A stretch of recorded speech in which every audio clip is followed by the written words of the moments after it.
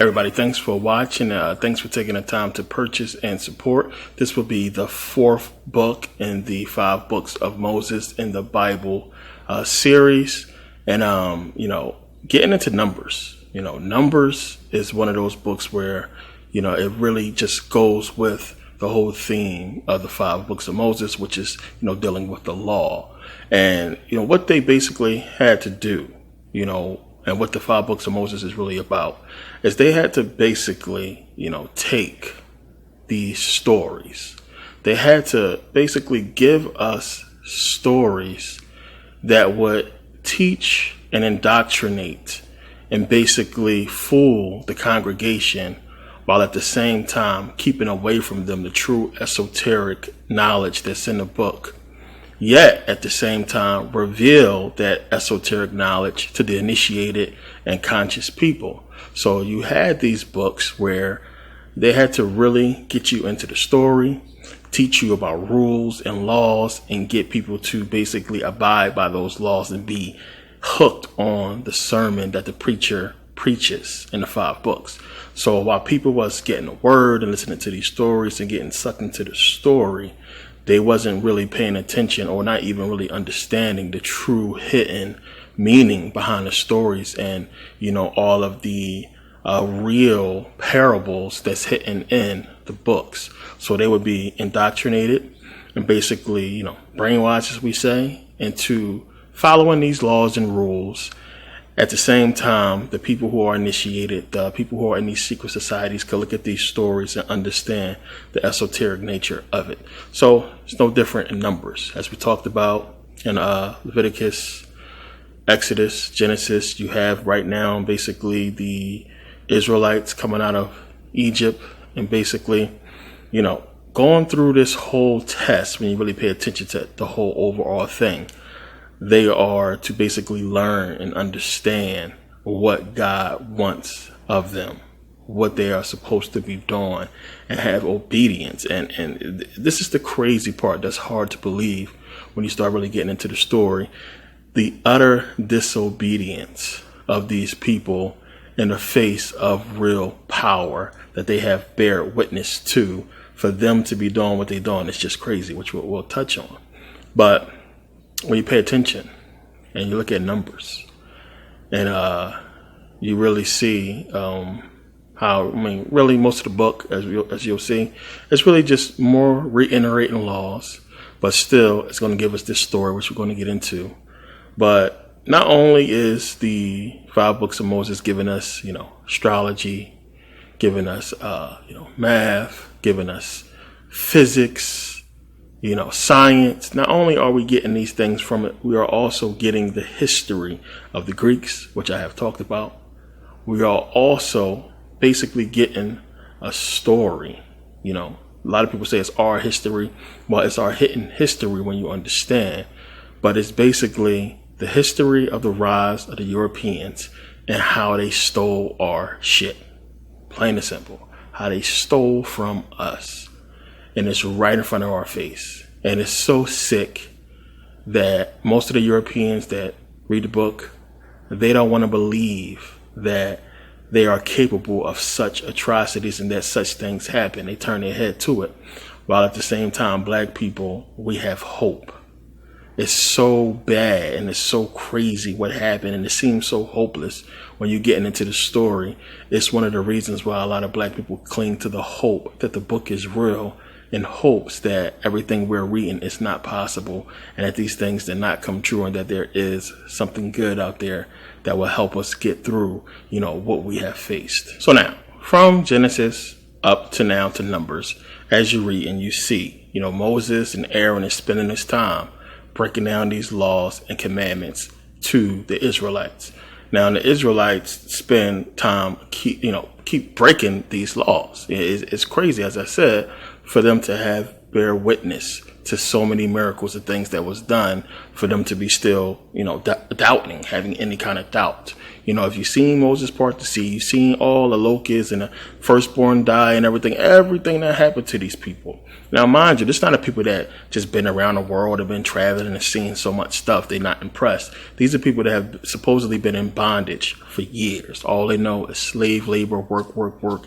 Any kind of power you would think they would be like, wow, especially the power to bring them out of Egypt and have them out moving towards, their supposed promised land. You would think they would be stern and thankful, I should say, with what they done. They should be really understanding what Moses is trying to do for them and listening to every word. But no, they spend a lot of time repeatedly breaking these same commandments and everything that we read. And so that's weird. But you got to understand, Numbers is basically trying to cover for the fact that, one, we can't prove none of this stuff. We can't prove this whole Exodus and the whole journey and everything like that. And when you really get into it, Numbers would basically be taking place around the time of the Diadochi War, which you'll understand in a second why. But, when you first get into it, first start getting into Numbers, you see that Moses is basically taking a census of the people, which a census is a count, hence the name Numbers. He's taking a census of the people that they have that's basically with them as they're leaving Egypt. So, verse 1 starts off, "And the Lord spake unto Moses in the wilderness of Sinai, in the tabernacle of the congregation on the first day of the second month, in the second year after they were come out of the land of Egypt, saying, Take ye the sum of all the congregation of the children of Israel, after their families, by the house of their father, with the number of their name, every male by their polls. From 20 years old and upward, all that are able to go forth to war." Understand, let me say that again. From 20 years old and upward, all that are able to go forth to war in Israel, thou and Aaron shall number them by their armies. So now we understand that the Hebrews are coming out of Egypt and they're on this journey. They're on this long journey from Egypt to get to the promised land, which is, we know, Israel. So now understand, it does not take 40 years, however long, you'll see why, but it don't take that long for them to walk from Egypt to Israel. It should have only taken them, about 6 days. But you factor in stops and setting up camp and sleeping and eating and everything, you can round that up to a month. You can round that up to freaking, almost a month and a half. It shouldn't took them 40 years. So stuff is going to happen, as you'll see. But of course, we know this is basically hiding the real story of what's going on. So again, when you put this into context, as I said, you're putting it with basically the wars of the Diadochi, what basically took place. And understanding is talking about numbers. Now you'll see he's talking about them taking the families. When you start reading chapter 1, going through the families and basically picking out the most noblest families, the strongest families, because now they're basically splitting up the land. This is basically them giving you the backstory of what's taking place. The hidden story is what has taken place after they conquered Egypt. So now the families are splitting up this land, and now they're counting the families and splitting up this land and putting the noblest families in certain places. That's basically what's really taking place here. And they're counting the numbers. And the only reason why they're counting the numbers and putting together these different armies is because guess what? We know they're going to go conquer and take more African lands. That's what it's really about. Them now looking at what they got, assessing the people they have, putting together the armies to go on ahead and take more African land, as you'll see. So now it says here, and Moses and Aaron took these men, and this is Numbers 1:17. Moses and Aaron took these men, which are expressed by their names, and they assembled all the congregation together on the first day of the second month, and they declared their pedigrees after their families by the house of their fathers, according to the number of their names, from 20 years old and upward, by their polls. As the Lord commanded Moses, so he numbered them in the wilderness of Sinai. And the children of Reuben, Israel's oldest son, by their generations after their families, by the house of their fathers, according to the number of their names, by their polls, every male from 20 years old and upward, all that were able to go forth to war Understand what they're talking about. War. Now, as you basically go on through the chapter, it's basically going to go through all the names of these people, because we understand it's 12 tribes. But within each tribe, we're talking about, it's a bunch of different families. So you got one tribe, and you still got like maybe 100 different fathers, generations of people in just one tribe. And then so on and so forth. It's a lot of people we're talking about. But you understand, you have them basically coming out of Egypt. They supposedly fled out of Egypt. Remember, they running on a run supposedly. But now they're getting together, they're gearing up and getting the people together for battle, for war against who? They're supposed to be getting led to the promised land. So, why are these people getting ready to fight when they didn't really want to stand and fight against the Egyptians, but now they coming together to put together armies? You got to understand when they're giving you the story. This, in Masonic teaching, when you understand, it's supposed to go with real history.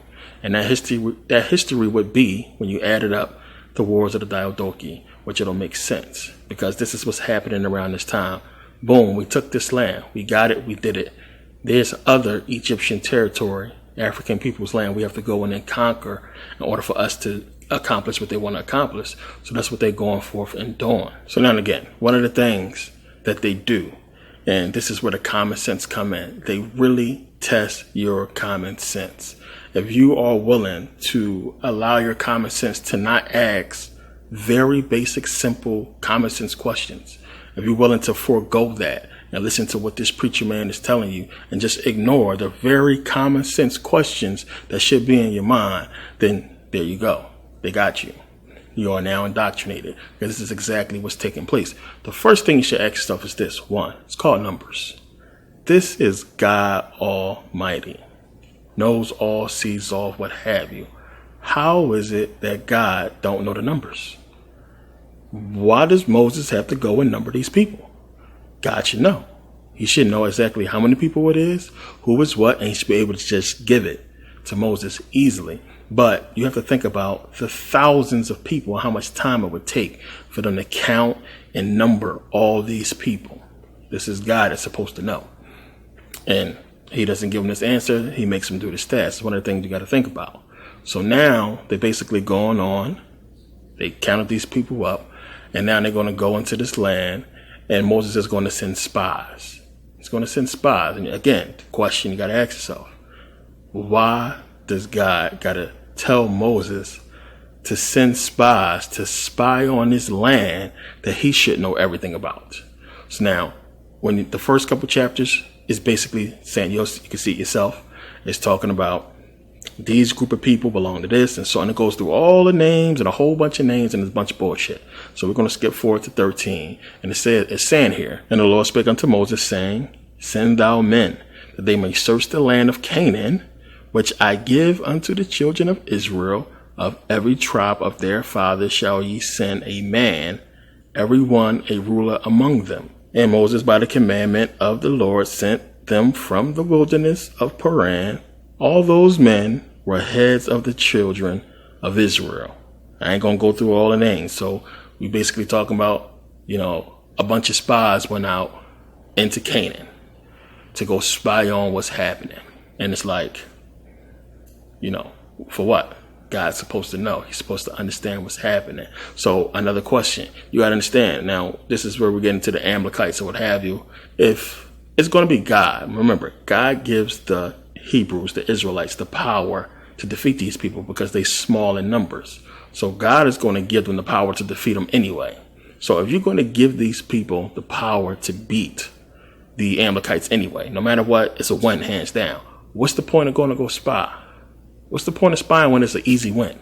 When you're going to give them the power to win anyway. It's no point in going down there and spying if you're going to give them the win anyway.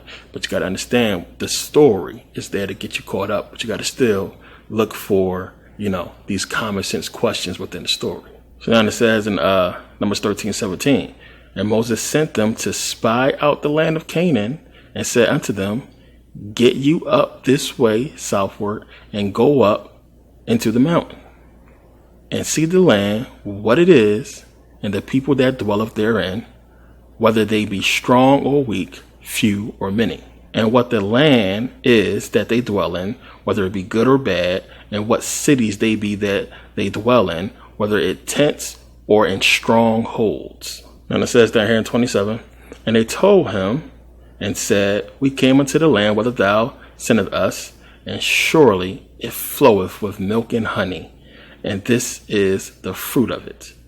Nevertheless, the people be strong that dwelleth in the land, and the cities are walled and very great. And moreover, we saw the children of Anak there. The Amalekites dwell in the land of the south, and the Hittites, and the Jebusites, and the Amorites dwell in the mountains, and the Canaanites dwell by the sea, and by the coast of Jordan. And now we know. Here we go. It's code again, giving you African civilizations. And a lot of people don't want to put the Hittites and understand that it's two different Hittites. You have a Shemitic Hittite and a Hamitic Hittites when you pay attention. So you have black Hittites who they basically going in and conquering. The Shemitic ones don't come until later on. Actually, the Shemitic ones you don't see until really you start getting this biblical story when they start talking about the whole biblical aspect of the Hittites. But we know black people we're talking about here, where they're going in and conquer. So the backstory, this is easy to see for anybody that's paying attention. You have supposedly God's supposed to give these people this promised land. It's like, okay, you got poof, we supposed to be there. So it's not hard for you to really parallel all of this with the wars of the Diadochi and what's happening after the fall or the conquest of ancient Egypt. They're going out to conquer these other African territories, plain and simple. Send these spies down there and see what's going on. Check these people out. What do they have? And of course, this is Egyptian territory, and they have cities, they have buildings, everything there is nice. The people is big and strong. Don't get fooled by what they saying, calling them Amalekites, and you'll see later what they really talking about. But this is just for them to try to make it look as if these people are scary, to try to get the reader, the congregation, to understand these people are evil monsters or what have you, and they needed to be defeated by God's people. That's all. So you have them putting together this army, getting ready to face what they know is out there, plain and simple. So basically, when you put it towards what the Greeks was doing, everybody know the Greeks' history, the Spartans, the way that Greek men was built, because this is what they was really doing in real life. They had to breed these men for war. Plain and simple, because we was better than them. We was bigger. So when you go and read and you understand how Spartans basically was raising their children, it says here, it began in infancy. When a Spartan baby was born, soldiers came to the house and examined it carefully to determine its strength. The baby was bathed in wine rather than water to see its reaction. If the baby was weak, the Spartans exposed it on the hillside. That's crazy. The Spartans exposed it on the hillside or took it away to become a slave. Infanticide was common in ancient cultures, but the Spartans were particularly picky about their children. It was not just a matter of the family. The city-state decided the fate of the child. Nurses had the primary care of the baby and did not coddle it. Soldiers took the boys from their mothers at age 7, housed them in a dormitory with other boys, and trained them as soldiers. The mother's softening influence was considered detrimental to the boys' education. The boys endured harsh physical discipline and deprivation to make them strong. They marched without shoes and went without food. They learned to fight, endure pain, and survive through their wits. The older boys willingly participated in beating the younger boys to toughen them. Self-denial, simplicity, the warrior code, and loyalty to the city-state governed their lives. And I'm going to skip down here. It says at age 20, remember that at age 20 or so, they had to pass a rigorous test to graduate and become full citizens. Only the soldiers will receive the aristocratic citizenship. If they failed their test, they never became citizens but Periesai, the middle class. So to some extent, class was based on merit rather than birth. If the young men passed, they continued to live in the barracks and train the soldiers. So just like with the Hebrews, with the Israelites, at 20, you can be a soldier, you go to war. It's the same thing commonly known with the Spartans, with the Greeks. At 20, you train for war, you're ready to go to war. It's not a coincidence that's in there. So basically what's taking place, as I said, they know they get ready to go up against some big, strong Africans, And they basically have to get ready and prepare to see if their numbers can basically go up against them. Because it don't matter how strong they is. If you got the numbers, you should be able to win. And that's how they're looking at it. We should have the numbers to basically go up against these people. So what basically takes place, it says in Numbers 13:30, and Caleb stilled the people before Moses and said, let us go up at once and possess it, for we are well able to overcome it. Moses is confident, like, let's go. But the men that went with him said, we be not able to go up against the people, for they are stronger than we. And they brought up an evil report of the land, which they had searched into the children of Israel, saying, the land through which we have gone to search it is a land that eateth up the inhabitants thereof.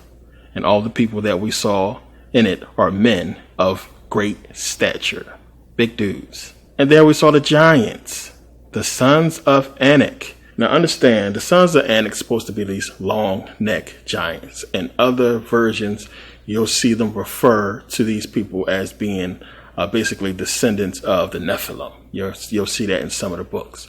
But saying, and there we saw the giants, the sons of Anak, which come of the giants. And we were in our own sight as grasshoppers, and so we were in their sight. So basically what's taking place here.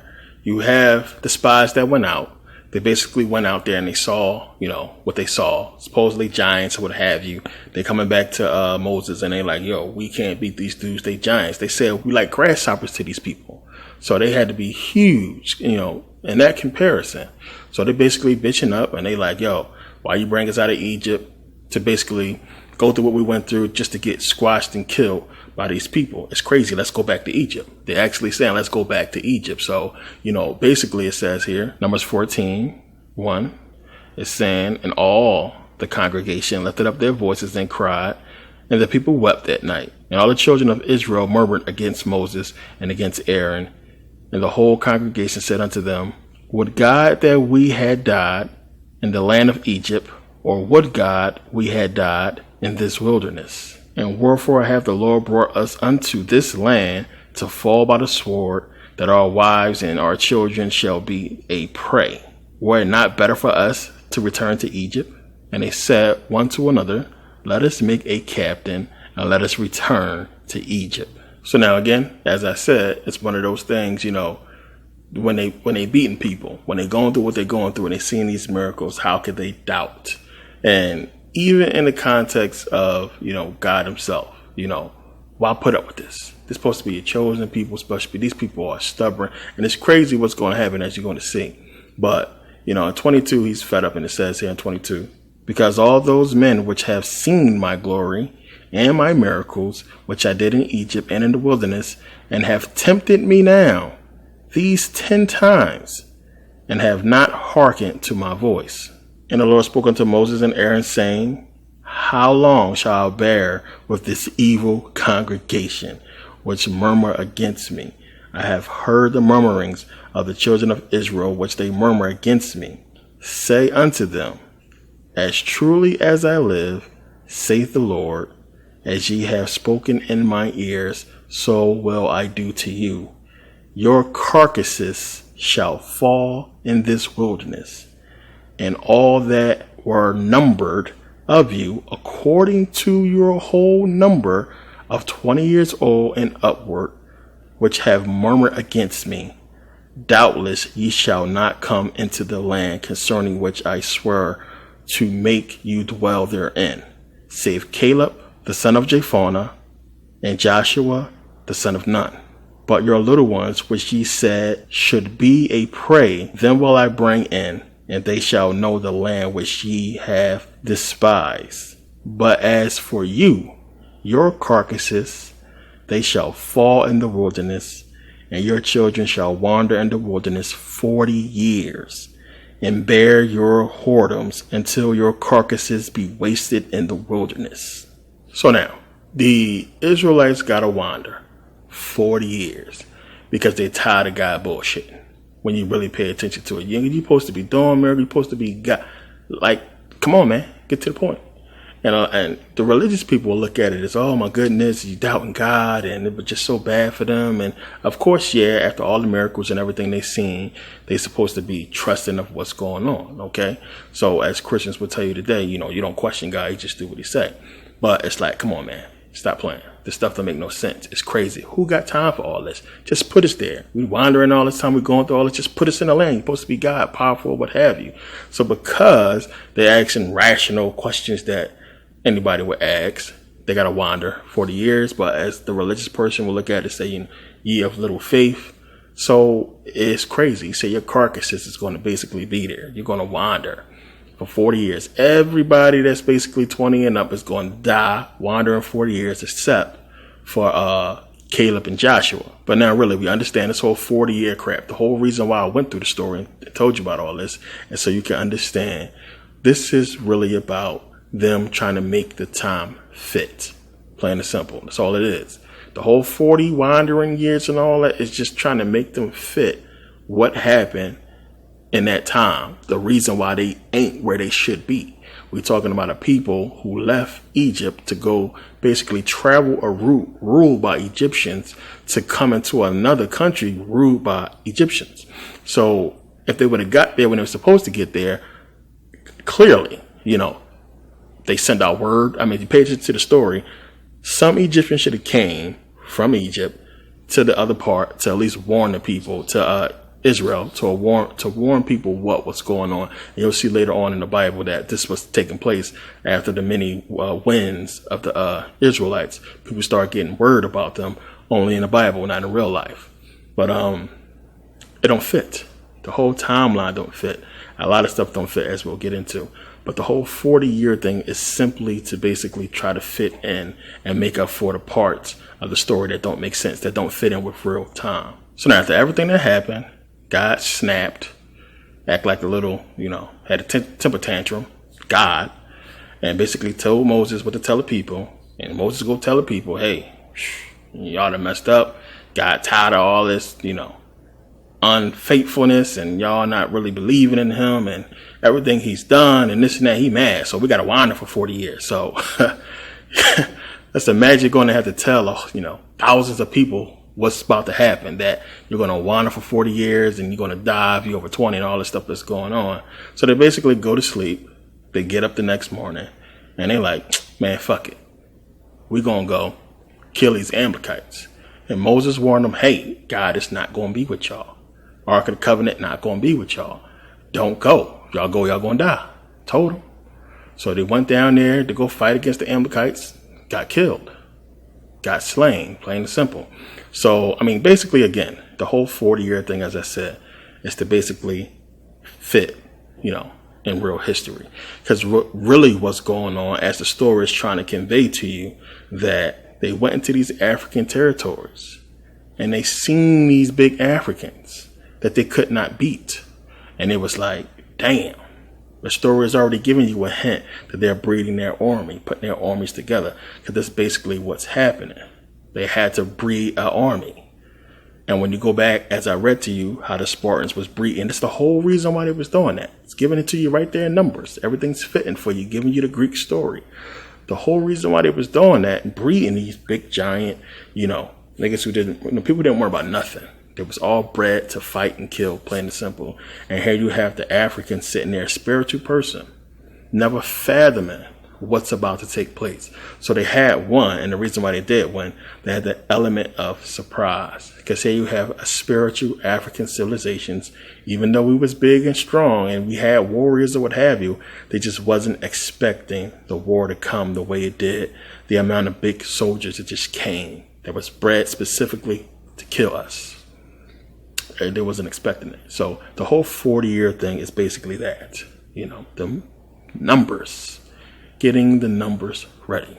So that basically happens. Go down there, people, they get killed, they get slain. And of course, these Israelites still don't get it. They're basically doomed already. They still not getting it. And they like, yo, what's going on? So what you have is you have the sons of Levi. You have a few other people. They basically come together to rebel against Moses and Aaron because they tired. They're like, yo, people got killed. We tired of this. We going to something this up. So they rebel against Moses and Aaron. It says in Numbers, this is number 16. Let's just go down to 3. And they gathered themselves together against Moses and against Aaron and said unto them, ye take too much upon you, seeing all the congregation are holy, every one of them, and the Lord is among them. Wherefore then lift ye up yourselves above the congregation of the Lord. So basically you had a congregation, you got these people coming up, they come down to the tabernacle and they come up there and they like, y'all always the ones talking to God. How come y'all is above us? Everybody here is supposedly holy. How come y'all putting yourself above the congregation? And start getting people to jump on board. Moses go and talk to God, and God is like, go down there and tell these people that's not with, the sons of Levi and Korah and the people that's the main people that's basically speaking out. Go pull those people away from them. And Moses go down there and he's basically saying, get away from him. Get away from these people. Get away from them. Move back. Now, understand that if these people die, if I kill these people, then I killed these people. But if basically something happened to them, like, the ground opened up and swallow them and kill them, understand it's not me killing them. It's God killing them. So don't get mad at me. God is punishing them for what they're doing. So that's what he's basically saying to them. So if we walk away from here and something happened to them, just know that's not me. That's God. So it says here, but on the morrow, all the congregation of the children of Israel murmured against Moses and against Aaron, saying, ye have killed the people of the Lord. And it came to pass that when the congregation was gathered against Moses and against Aaron, that they looked towards the tabernacle of the congregation, and behold, the cloud covereth it, and the glory of the Lord appeared. And Moses and Aaron came before the tabernacle of the congregation, and the Lord spake unto Moses, saying, get you up from among this congregation, that I might consume them as in a moment. And they fell upon their faces. And Moses said unto Aaron, take a censer and put fire there. And a censer is basically like a candle holder, like an incense holder. And put fire therein from off the altar, and put on incense, and go quickly unto the congregation, and make an atonement for them, for there is wrath going out from the Lord. The plague is begun. So basically Moses is like, hey, you need to run around there real quick and try to, because like if you use incense like an offering kind of sort of for atonement of sins, if you go back and start reading all the ways in Leviticus that you can atone for your sins, what have you, and in Exodus. So he tells Aaron to go run out there basically with the incense and basically try to repent for all these people, because God about to kill them all. If you read, he like, I'm about to just kill all these people. So he like, yo, go out there. If you go out there with the incense, this is basically going to be like a sign for forgive these people. Don't kill them all. So Aaron is running out there. And Aaron took as Moses commanded and ran into the midst of the congregation. And behold, the plague has begun among the people. And he put on incense and made an atonement for the people. And he stood between the dead and the living. And the plague was stayed, meaning stopped. Now that died in the plague were 14,700 beside them that died about the matter of Korah. And Korah was the one who led this whole rebellion.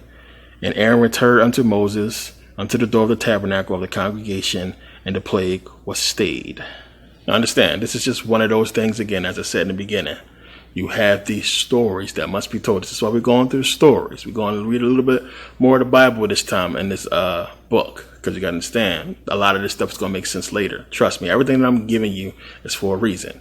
So, again, the whole thing, as I said in the beginning, you have to have it to where you're giving these stories, but at the same time, you're teaching and indoctrinating the people, giving them discipline, giving a congregation these laws and rules. And I'm talking about on the aspect as, in real life, the church telling these stories to people. Because what now, when you hear these stories, what do people say? This is one of the reasons why people are so adamant about God's will and, God works in mysterious ways and you got to have faith and everything. Because you read stuff like this and hear the littlest doubt, people making common sense judgments, asking common sense questions, killed. And this is what they're trying to put over to the people. I don't care how stupid it sounds. is God. I don't care how dumb it may seem to you. This is God. And this is why these religious people have their whole notion. It don't make sense. Oh, well, what was happening to them in Numbers didn't make sense, but it still was God's will. And if I go against it, this is what's going to happen to me. Bad stuff is going to happen. And this is how these people try to rationalize the stupidness of a lot of these stories and, the questions that we ask, the common sense questions that we ask. The same thing is being asked in the book, in the stories. People, common sense questions. What's going on? Why is this way? Oh, we got to wander and die. Our carcasses got to be left in the wilderness for 40 years because we wanted to go fight for ourselves, or because we asked some questions, because we had doubt and fear, and you're supposed to be God Almighty. It's like, go do this. Let's just do it. But we got questions, so we got to die because of it. So it's crazy when you put it into context, but you can understand how people are looking at this, religious people, and having this whole fear. So now the story is so good, it's gripping, and it's hard for the average Christian, the average person to understand what's happening here historically. As I said, I'm one of the few people that's really giving you this in context as far as, paralleling it with real history, with Greek history. This is the only history that can fit during this time. These are the only people that were going through any kind of war or battle during this time in this area. It's not common sense. It is common sense to see you have the Persians conquer Kemet, then the Greeks come in and conquer Kemet, and then the Greeks conquer all this land, the whole wars of the Diadochi and everything that took place. Nothing else fits here when you understand what's taking place. So when I went through the whole story, this is the whole reason why we're going through the ancient history series. If you watched it, a lot of this makes sense. So the whole thing is, when you look at the wars of the Diadochi and you see that they were splitting up the land from Alexander, that's what Numbers is about. Plain and simple. Numbers is giving you that history and getting you to understand what's taking place. And in the midst of this, there were wars. Stuff was going on. That's all it's really talking about behind the scenes. Hidden behind this story is that history. Plain and simple. That's what's there. So you can see what's taking place. So basically what they did is they're giving you, as I said, this history of their conquest of us. And we looking and we read and not really understanding, because it's the type of sick stuff they do, that we're reading. And while we get in this discipline of the fear of God and the rules of God, we don't even understand that we're reading about the demise of our ancestors right there in front of our face. Because what's happening around this time is they are breeding these armies to go and take down our people. Plain and simple. That's what it's about. The only history that fits in around this time is that history, that conquest. Now, we don't find much of it, but when we go and look at Greek history and the Greek wars, what was taking place, there it is. This is what we find. And then we know Hellenization, what was happening around that time, and who was the people that was in those lands was us. And it's like people don't want to fathom it because you have the Arabs there. But if we know the Arabs came in and took over from the Romans, Arabs wasn't there. So who was there? It was us, black people. Plain and simple. As I said, the Hebrews got it right in saying that it's black people as far as the Hebrews, but they don't get what's actually taking place. So now we know. All of this is leading up to Deuteronomy, which is the next DVD. Crazy. This is all leading up to Deuteronomy. So they know, telling this story, they're going to come to a point where it has to stop because it's not going to really fit in with actual history. Thus, the whole 40-year cycle of what's taking place. There's a lot of stuff going on in real life around this time, because now you got to remember the King James Version. We don't know what the original said and what the story was about at this point. But what we do know is they are distorting history. And not only are they giving us a hidden story about our conquest, but they are basically eventually going to put themselves in our position. They're stealing two positions in history. They're telling their story of their history. And then they're going to take what happened to us, what they did to us, and then take us out of it and put themselves into it. plain and simple. So, I mean, they're completely wiping us out. They don't even want to put us in the context of us being enslaved. They're going to say, you know, they're the heroes and the victims. Not only was they went through and fought this stuff, but then now they're going to take their triumph and their victory that they had over us and then now put themselves in a place as the people who were being enslaved, which was us. It's crazy when you really wrap your head around it. It's going to be hard for a lot of people to grasp what I'm saying, but it's not that hard when you pay attention. They're giving you their story and our story, but of course it's being told by the conquerors, not the conquered. So we have to really focus on what they're saying, but it's plain to see what happened to us. We had our land taken. We were enslaved. It's just that simple. Okay, but now let's get back into the story, because what's crazy about all of this, when you get into the story part of it, because the story part is important too. And the parts of the story that I'm going to be giving you is important, not just for this book now, but for later. Trust me, when we start getting into all the books, and you'll see even in Deuteronomy in the next DVD, you'll see how we're going to be going back and how a lot of stuff is going to start to fit and it's how it's going to make sense. But the crazy thing, after everything Moses did, everything that Aaron did, all the stuff they went through, and you got to really think about, you know, being in that position, just looking at it from a real life point of view, being in that position to have to really look after thousands of people. You know what I'm saying? I mean, it's just crazy what they had to do. But the simple fact they went through everything they went through, and they are not going to get to see the promised land or get to live in the promised land. They're not going to get to make it in the end, which is crazy. So what happens, a lot of people know this story, but it's an important story. So you go here, and this is Numbers 20, starting at 7. It says, "And the Lord spake unto Moses, saying, Take the rod and gather thou the assembly together, thou and Aaron thy brother, and speak ye unto the rock before their eyes, and it shall give forth his water, and thou shalt bring forth to them water out of the rock. So thou shalt give the congregation and their beasts drink. And Moses took the rod from before the Lord, as he commanded him. And Moses and Aaron gathered the congregation together before the rock. And he said unto them, Hear now, ye rebels, must we fetch you water out of this rock? And Moses lifted up his hand, and with his rod he smote the rock twice. And the water came out abundantly, and the congregation drank, and their beasts also. And the Lord spake unto Moses and Aaron, Because thou believed me not to sanctify me in the eyes of the children of Israel, therefore ye shall not bring this congregation unto the land which I have given them." So now, here it is again. This is one of those petty things that you look at in the Bible. Again, meant to teach people faith and to really scare the congregation and to really grasping what God is trying to teach. Because that's what they say. Christians is going to say, well, this guy really was trying to teach the first group of people this laws and to get them to really obey. So he was real harsh. Now, understand what's taking place here. You know, God told Moses and Aaron to basically go and get the people water. You know, Moses done this before. Now, let's go to Exodus real quick. We're going to go to Exodus. This is Exodus 17, verse 6. It's saying, "Behold, I will stand before thee there upon a rock in Horeb, and thou shalt smite the rock, and there shall come water out of it, that the people may drink. And Moses did so in the sight of the elders of Israel." So Moses did this. Now this could be, you know, Moses did it before where he struck the rock twice and water came out. So what was supposed to happen was God was telling him and Aaron to basically go to the rock and basically, you know, sanctify it. Say, you know, this is God doing this.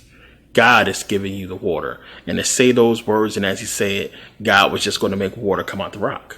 So God basically wanted them to be like, hey, yo, check this out. This water from the Lord.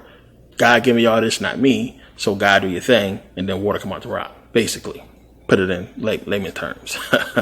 But instead, Moses is like, okay, y'all want water? This is what y'all want. Y'all want some water? Bang, bang, here y'all go. Strike the rock twice, water come out, because that's what he did before back in Exodus. He struck the rock twice, water came out. So God is mad, and I don't understand how poor Aaron get caught up in this, and this messed up what's going to happen to him. But God mad because God like, yo, you were supposed to just go up there, say some words, and say I was the one giving them the water, and I was going to give them the water. But no, you went up there acting like you the man. You struck the rock 2 times. Now it's like you gave people the water. And then he was all like, yeah, here go the water. Basically like from him. So this is the whole reason for those of you who know or who don't know. This is the whole reason why Moses is killed, in Deuteronomy. He doesn't make it into the promised land, and why Aaron doesn't make it into the promised land is because of this right here. Everything they did, everything they've been through. And it's a lot more. Moses was over 120 years old when he died. So much happened, so much he's going to go through to die and fall short because of this. And I know people are going to say, well, so what? God just took him to heaven. He ain't get to. It's just, come on. It's the most pettiest thing in the world for them to go out this way, to me, when you're really paying attention to it. So now, you have the Israelites get to Kadesh. And they're basically trying to take a shortcut through Kadesh where they asking the people, can we go through? Basically saying, we're not going to touch nothing. We're going to go right through the city. All my people, we're going to go through. We're going to come out and it ain't going to be no problems. But, they're like, no, if you come through this city, we're going to draw our swords. It's going to be a wrap. Don't come through here. So basically, they end up not going through and the people pissed off. So basically what ends up happening is now God is trying to show them, like, basically this is stuff that happened when people don't do what they're supposed to do. It's not going to go right. So this is basically where Aaron dies. So it says, and the children of Israel, even the whole congregation, journeyed from Kadesh and came into Mount Hor. And the Lord spake unto Moses and Aaron the Mount of Hor by the coast of the land of Edom, saying, Aaron shall be gathered unto his people, for he shall not enter into the land which I have given unto the children of Israel, because ye rebelled against my word at the water of Merkabah. Which is crazy, because he didn't really rebel. He just followed what Moses was doing. So it's crazy. Take Aaron and Eleazar his son, and bring them up unto Mount Hor, and strip Aaron of his garments, and put them upon Eleazar his son, and Aaron shall be gathered unto his people, and shall die there. And Moses did as the Lord commanded, and they went up into Mount Hor in the sight of all the congregation. And Moses stripped Aaron of his garments and put them on Eleazar his son, and Aaron died there in the top of the mount. And Moses and Eleazar came down from the mount.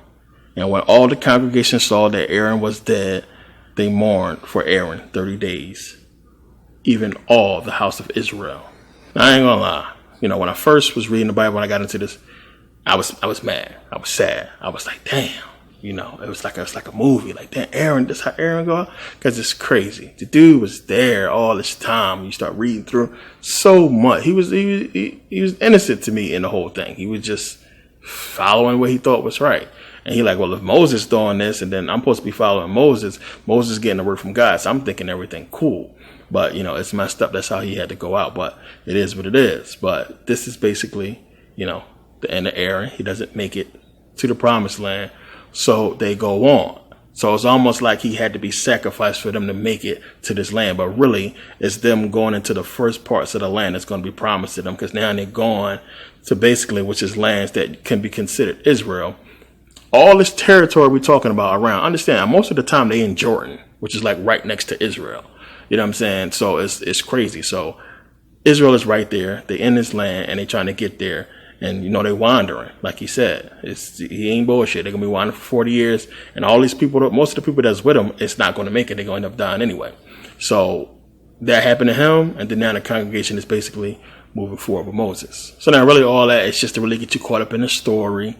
Okay, this dude's supposed to be like one of the top people, for God. He's gone. So if that could happen to him, that could happen to anybody. Basically, what it's trying to tell you. It's almost like threatening people not to rebel or to go against, God's commandments. So basically what's going on now, the Israelites is basically going to go conquest, go out and kill more people.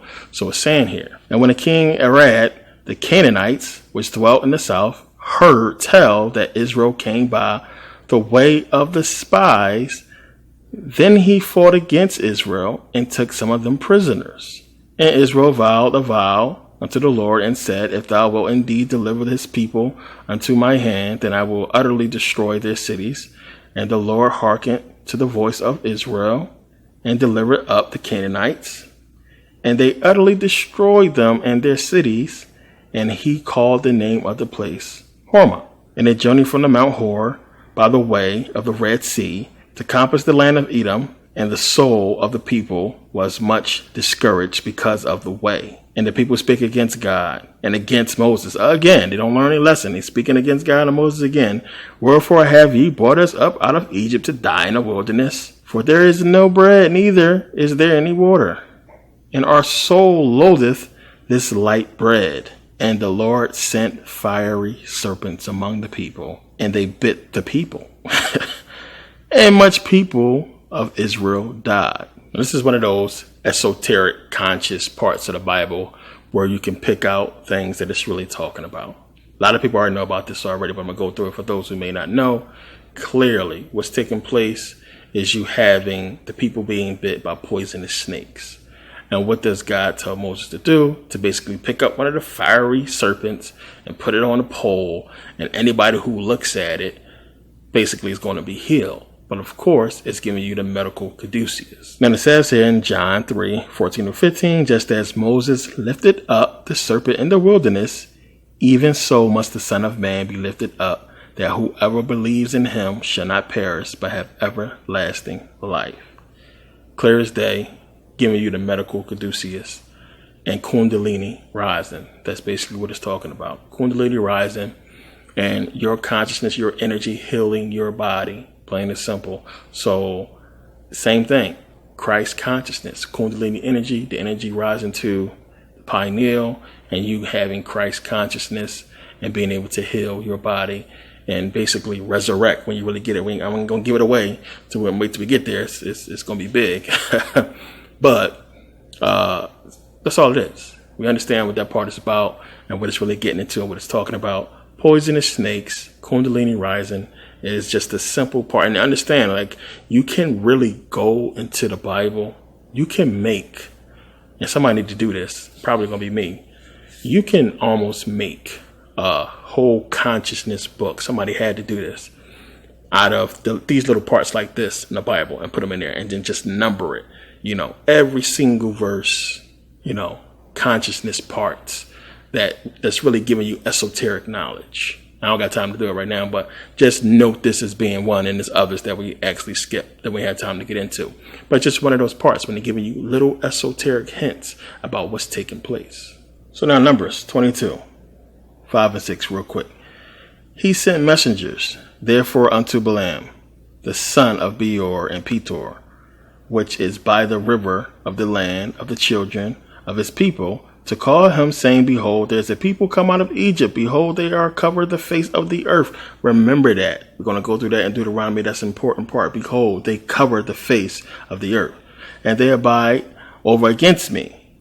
Come now, therefore, I pray thee, curse me this people, for they are too mighty for me. Peradventure I shall prevail, that we may smite them, and that I may drive them out of the land. For I wot that he whom thou blesseth is blessed, and he whom thou curseth is cursed. So this is one of the very famous big stories in the Bible that's in this part of Numbers that a lot of people know about. The whole story of Balak, king, and Balaam, without reading through the whole thing, because there'll be a lot to read. Just quick summary for those who don't know. Understand. So again, this is one of the parts you want to put into context because you can't find this dude. And this is just one of the curious parts. So even in this book and this story, just think about the common sense of what's taking place here. What must have taken place in real life. Now, Balak, the king, he got word. I mean, everybody know at this time. Yo, these Israelites who came out of Egypt, they conquering everything. The word has to spread. But in real life, we find nothing from nobody. Nobody is speaking about it in real life. But here in the book, Balak is like, yo, these people coming out. They killing everybody. They shouldn't be winning. So it basically seems like they got some kind of magic power with them. So Balak, the king, is basically going to call Balaam, who he know as being the most powerful magician, you know, there is. But Balaam basically is cool with God, believe it or not. And God basically comes down to him and he basically say, hey, God, you know, I don't really like these people, these Israelites either. But Balak, this king, he want me to do something to him. What's up? And God like, nah, leave it alone, chill. But then God is like, you know what? They're offering you a lot. If they come back and offer you to go, then go with them. And then when you go, basically repeat after everything I'm going to tell you to say. I'm going to tell you what to say. Don't say nothing else but what I tell you to say. So you got the whole story where, God is basically mad. I mean, God tells him this, but then God gets basically mad that he's so eager the next morning to get up and go. So you have the whole story where he's on his donkey and then the angel appears, but only the donkey can see it. He can't see it, Balaam, and the donkey stops and he hit the donkey 1, 2, 3 times. And then the angel appears in front of him. And then the angel is like, why you hit the donkey? Well, the donkey talked to him first, like, yo, why you hit me? What's going on? Then he, like, in his dazed and confused state, like, this donkey talking to me. And then finally the angel appeared, like, what's going on? He tells, hey, I'm going basically to see this dude, see this king. So long story short, he gets there and he basically is repeating what God telling him to say, praising the Israelites, saying they are good people, nothing wrong with these people. They are good people and everything like that. And the king gets mad. He don't want to hear all this praises. He's like, yo, I brought you here to curse these people and you keep praising them in my sight. Matter of fact, man, just get out of here. So basically on his way out, he basically blurts out, hey, the only way to really get these people to kill them is to get them to sin. If you get them to sin, then God will basically abandon them. So if you get them to sin, God will abandon them. So he basically tricks a few of the Israelites, throws this big giant festival and this party for Baal, which, believe it or not, a lot of people know this, Baal actually means the Lord. Baal is another name for God. It's another name for Lord, by the way. But had this big party for their gods, what have you, and it's a party. So they get some of the Israelites to come over there and party and worship these gods. And basically, God causes a plague to come and kill a bunch of them or what have you. So then now when you come back to the story, it's like the Hebrews find out what happened and they're mad and they're ready to go to war, with these people. So now, people die because of this plague and Moses and the people are basically mad about what happened and everything.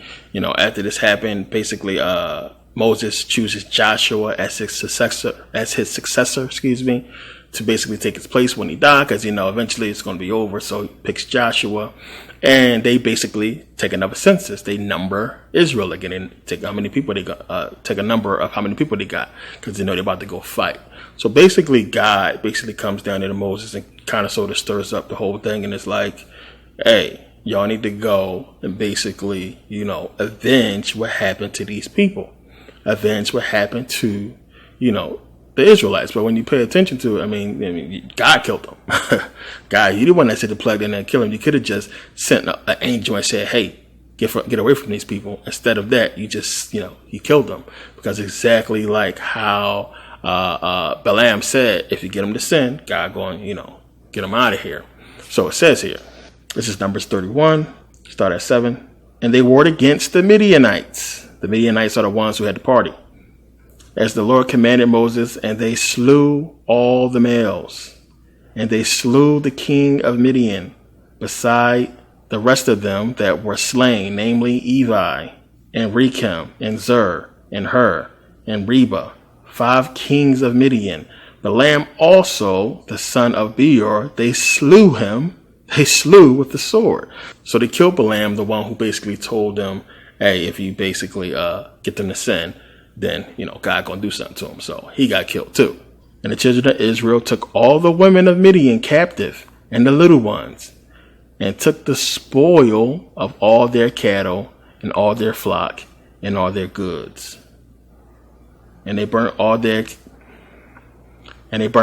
cities wherein they dwelt, and all their goodly castles with fire. And they took all the spoils and all the prey, both of men and of beasts. And they brought the captives and the prey and the spoil unto Moses and Eleazar the priests, and unto the congregation of the children of Israel, unto the camp at the plains of Moab, which are by Jordan near Jericho. So understand, again, when you pay attention to the story, what's taking place, this is not them avenging. Again, history is told by the conquerors, not the conquered, plain and simple. So if you make a story trying to justify you committing murder, kidnapping, genocide, or what have you, theft, then you can create a story like this.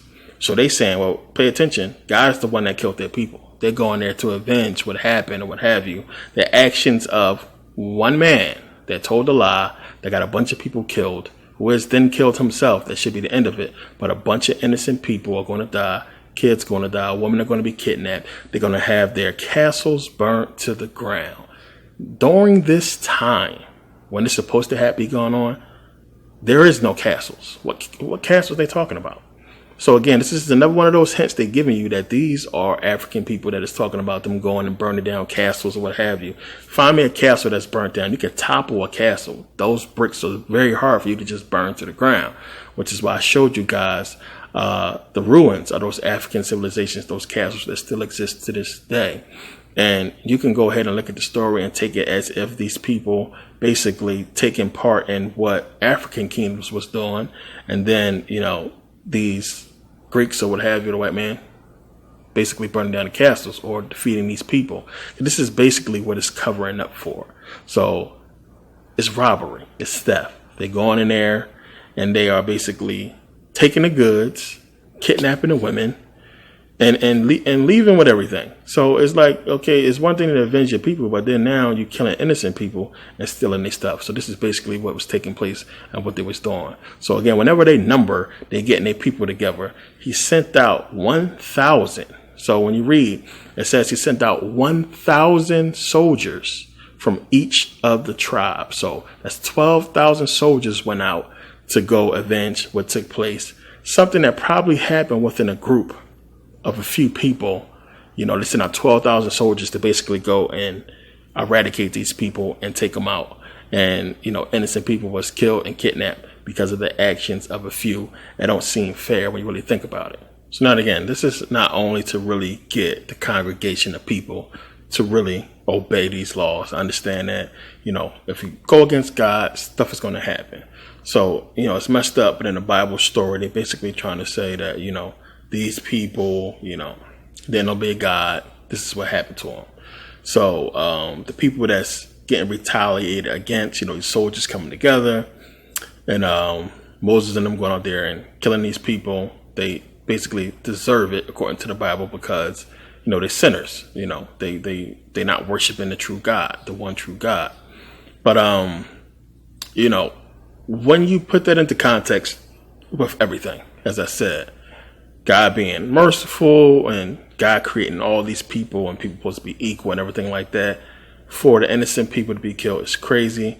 But what really happens to them, or how the Bible describes what's happening to them, is still another thing to really get our military, because this is a part of it. Remember, it's not just the regular people they're trying to really get, but the people who would one day become real soldiers in America, soldiers for their cause. Because you got to put in the heads of people that this is somehow right. So if you're getting them to believe in this religion, once you're a soldier, this is what God is allowing to happen. So God is saying that it's okay to basically kill, to murder, and rape when it's wartime. So, you get into the Bible, and this is when it gets into these crazy parts. It's saying here, and Moses said unto them, have ye saved all the women alive? Behold, these caused the children of Israel through the counsel of Balaam to commit trespass against the Lord in the matter of Peor, and there was a plague amongst the congregation of the Lord.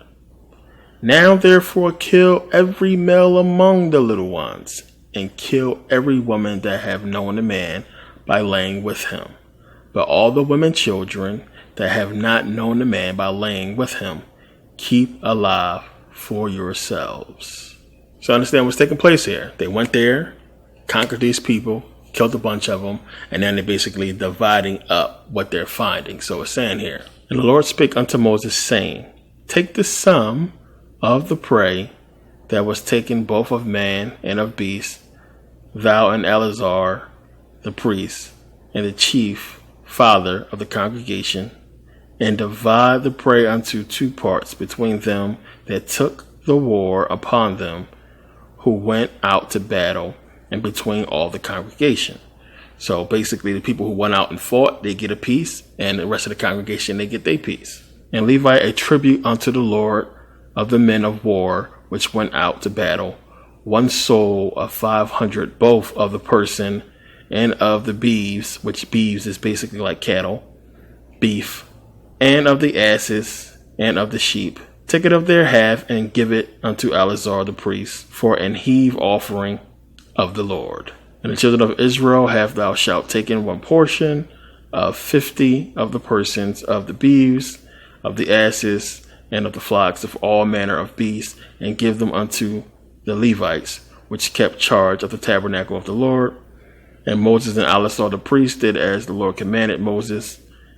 And the booty, it's another word Muslims use, booty, war bounty, or war spoils, I should say. And the booty being the rest of the prey which the men of war had caught was 600,000 and 70,000 and 5,000 sheep, and 12,000 beeves, and 1,000 asses, and 30 and 2,000 persons in all of women that had not known a man by laying with him. Skip down here, it says 38.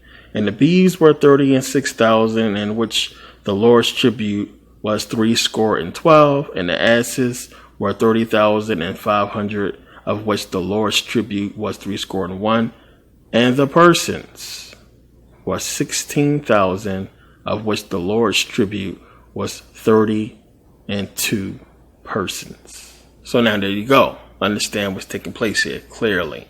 And this is crazy to me for a book that people are supposed to look to for some kind of moral responsibility in their lives. It's supposed to give moral stability to, civilizations of people. It's murder, rape, genocide, plain and simple, theft, robbery was taking place. Supposedly from God. Now understand what's supposed to be going on. Understand now, because a lot of people are going to put it together. You had a people supposedly enslaved in Egypt, come out of Egypt, supposed to be given their promised land. They're supposed to be on the way there. Now remember, these people done already pissed God off to where he said, I'm gonna make you wander for 40 years. What's taking place though? They're not wandering for 40 years. They're conquering. Plain and simple. So when you get the parable, as I said, what happened was, really, when you look at the true story, they were breeding these soldiers, making sure they had the count, making sure they had the soldiers to basically go against these people, African people. And this is basically what's taking place. They're going into these lands and conquering and taking everything, hiding behind the story of these Israelites supposedly going, doing God's will and doing what they're supposed to do to get to their promised land. But really, it's the true story of the Greeks and the Romans and their conquest of African territories. Just that simple. But it's not hard to figure out when you really pay attention to what it's supposed to be in context with. So you have, them supposedly going to Israel, but stopping and committing genocide, raping, stealing, conquering. Now, if you look at chapter 32, from 38 to 42, we're not going to read it, but what's basically taking place is you have Moses basically going into another city and basically threatening, you might as well say, talking these people out of their land. You can see when you read down here, it's talking about them changing the names of the places. So they're basically going in there and threatening these people and saying, hey, do what we tell you to do. Everything will be all right. We're going to take this land. And remember, again, they're supposed to be on their way to Israel now. This around chapter 30, around this time, I believe the 40 years has passed and they're supposed to be on their way. But again, this is not what they're doing. They're on their way conquering lands. And then Moses is giving this lands to the people and they keep moving forward, plain and simple. So you'll see throughout their travels, they are just simply conquering land. That's all they're doing. And then now you see here, they're changing. He's giving it to these people and they're changing the names and so on and so forth. It's giving you the conquest and what happened, what's taking place, and what the Greeks was actually doing, hitting behind the story of these Hebrews, plain and simple. So in Numbers 33, Moses is basically making a summary and writing down everything that took place, up until that point. And you see in verse 3, it says, and they departed from Ramses in the first month, On the 15th day of the first month, on the morrow after the Passover, the children of Israel went out with an high hand in the sight of all the Egyptians. For the Egyptians buried all their firstborn, which the Lord has smitten among them. Upon their gods also the Lord executed judgments. And the children of Israel removed from Ramses and pitched in Succoth. And again, of course, none of this can be proven.